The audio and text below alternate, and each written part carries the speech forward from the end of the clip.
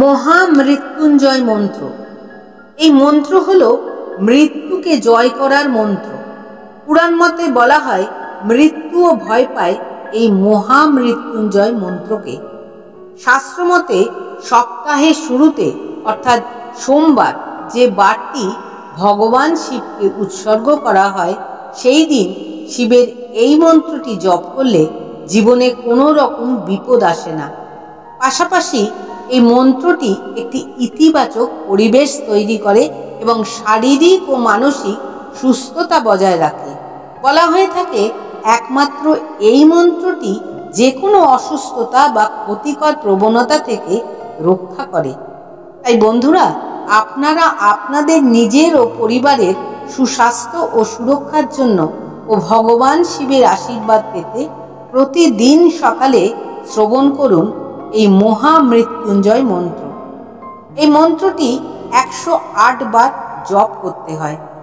আপনার কাছে 108 বার মন্ত্র জপ করার যদি সময় না থাকে, তাহলে আজকের আমাদের এই ভিডিওতে দেওয়া মহামৃত্যুঞ্জয় মন্ত্রটি প্রতিদিন সকালে অন্তত 11 বার শ্রবণ করুন। বলা হয়ে থাকে মহামৃত্যুঞ্জয় মন্ত্র নিয়মিত শ্রবণেই যে কোনো ব্যক্তির জীবনে যে কোনো রকমের সংকট বাধা দূর হয় এবং অর্থনৈতিক অবস্থা উন্নত হয় ও পরিবারের সম্মান ও সমৃদ্ধি লাভ হয়। পাশাপাশি পরিবারে যদি কেউ অসুস্থ থাকেন কিংবা দুরারোগ্য ব্যাধিতে ভোগেন, তাহলে তারও তাড়াতাড়ি আরোগ্য লাভ হয়। তাহলে বন্ধুরা, শুরু করছি মহামৃত্যুঞ্জয় মন্ত্রটির পাঠ। আপনারা ভক্তি ভরে শ্রবণ করুন মহামৃত্যুঞ্জয় মন্ত্রটি। ত্রয়ম্বকম যজামহে সুগন্ধিম পুষ্টিবর্ধনাম উর্বারুকমিব বন্ধনান মৃত্যুর্মুক্ষীয়মামৃতাৎ। ওম ত্রয়ম্বকম যজামহে সুগন্ধিম পুষ্টিবর্ধনাম উর্বারুকমিব বন্ধনান মৃত্যুর্মুক্ষীয়মামৃতাৎ। ওম ত্রয়ম্বকম যজামহে সুগন্ধিম পুষ্টিবর্ধনাম উর্বারুকমিব বন্ধনান মৃত্যুর্মুক্ষীয়মামৃতাৎ। ওম ত্রয়ম্বকম যজামহে সুগন্ধিম পুষ্টিবর্ধনাম উর্বারুকমিব বন্ধনান মৃত্যুর্মুক্ষীয়মামৃতাৎ। ওম ত্রয়ম্বকম যজামহে সুগন্ধিম পুষ্টিবর্ধনাম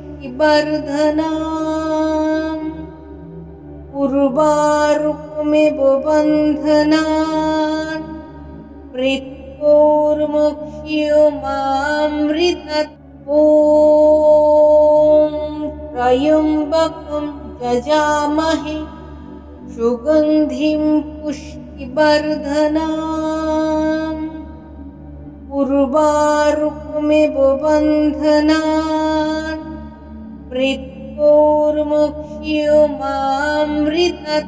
ওম ত্রয়ম্বকম যজামহে সুগন্ধিম পুষ্টিবর্ধনাম উর্বারুকমিব বন্ধনান মৃত্যুর্মুক্ষীয়মামৃতাৎ।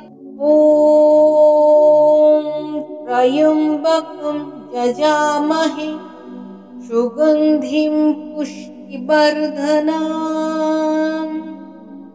উর্বারুকমিব বন্ধনান মৃত্যুর্মুক্ষীয়মামৃতাৎ।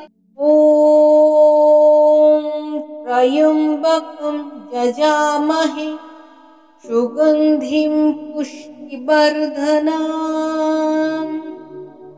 उर्वारुकमिव बन्धनान् मृत्योर्मुक्ष्यमामृतात्। ॐ त्र्यम्बकं यजामहे सुगन्धिं पुष्टिवर्धनाम् उर्वारुकमिव बन्धनान् मृत्योर्मुक्ष्यमामृतात्। ॐ त्र्यम्बकं यजामहे सुगन्धिं पुष्टिवर्धनाम् उर्वारुकमिव बन्धनान् मृत्योर्मुक्ष्यमामृतात्।